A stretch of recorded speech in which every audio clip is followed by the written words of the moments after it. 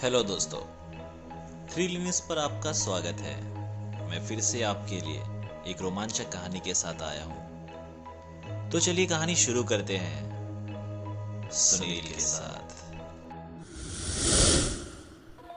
दरअसल आवाज़ तो उसकी माँ की थी, पर माँ के साथ किसी और की भी आवाज़ साफ साफ सुनाई दे रही थी।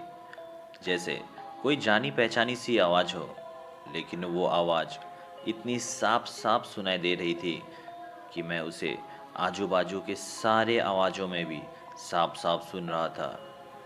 मैं फ़ोन को रखने के लिए जैसे ही हाथ नीचे किया, ऐसा लगा जैसा मेरा हाथ किसी ने पकड़ कर रखा है। पूरा दम लगाने के बाद भी मैं हाथ को अपने कान से दूर नहीं कर पा रहा था कि अचानक कानों में मेरे एक जोर से आवाज़ आई और मैं उस आवाज़ को सहन नहीं कर पाया और मोबाइल को झटकते हुए पीछे हुआ कि मेरा बैलेंस बिगड़ गया और पीछे की तरफ गिर गया, जिस वजह से मुझे थोड़ी बहुत चोट भी लगी और ऐसा लगा जैसे मुझे कुछ भी याद ही ना हो कि अभी अभी मेरे साथ क्या हुआ। कि तभी मेरा फ़ोन बजा।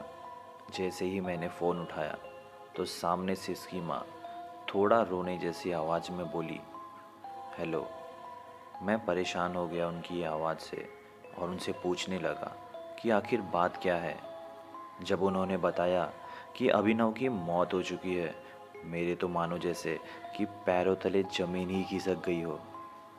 मैं ये बात सुनकर तुरंत ही निकल गया अभिनव के घर। अंदर जाते ही मैंने देखा अभिनव की माँ एक कोने में बैठकर रो रही है। अभिनव के रूम में जाते ही मैंने देखा वो बेड पर पड़ा है और उसका बॉडी पर कुछ बैंडेजेस लगी थी।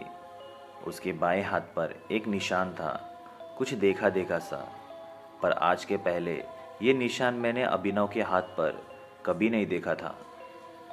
गौर से देखने पर याद आया कि ये निशान मैंने पहले उस लड़की के हाथ में देखा था, जब मैं उसे रोड के साइड में छोड़ कर आया था। जैसे ही मुझे वो बात याद आई, अचानक से किसी के जोर से चीखने की आवाज़ आई। मुड़ के देखा तो वही लड़की मानो किसी चीज़ से टकराकर जमीन पर गिर गई हो। कि तभी मेरे सामने कल वाला सीन झलका। मैं डर के मारे बुरी तरह से चिल्ला उठा तो अभिनव के घर वाले दौड़े चले आए। जब उन्होंने पूछा तो मैंने उन्हें उस लड़की की ओर इशारा किया, पर किसी को वहाँ कुछ भी नहीं दिख रहा था। उन्हें लगा कि मैं सदमे में हूँ, जिस वजह से मुझे अभिनव के कमरे से बाहर ले जाया गया। और उस दिन से आज तक उस लड़की ने कभी मेरा पीछा नहीं छोड़ा।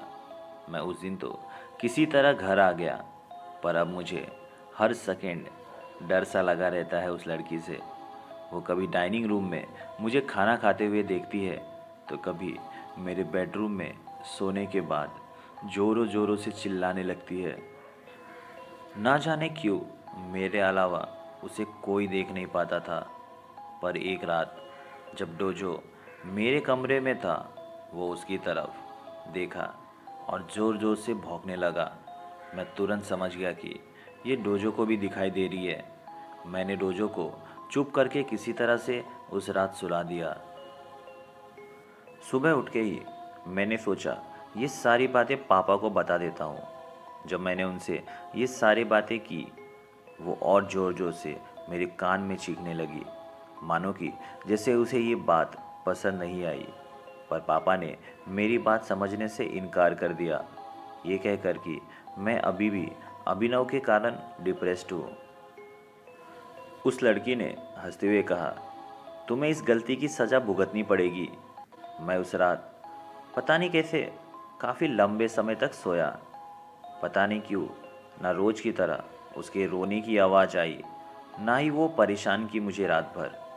इतने दिनों बाद मैं उस रात सुकून से सोया था। सुबह उठकर घर बहुत शांत शांत सा लग रहा था।